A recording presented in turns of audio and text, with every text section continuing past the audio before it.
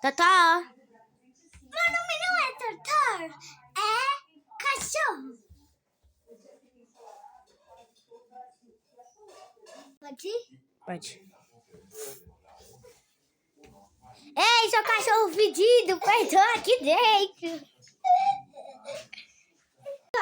Ó, sua nenenzinha, Totó. Sua nenenzinha tá dormindo, viu, Totó?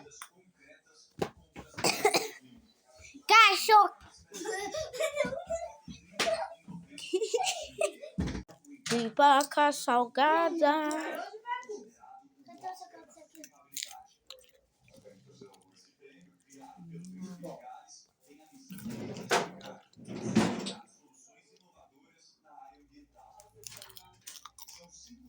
Qual tem papicudo sempre? Por quê? Por que eu tenho papicudo sempre? Por que eu tenho papicudo? Não queria ter papicudo.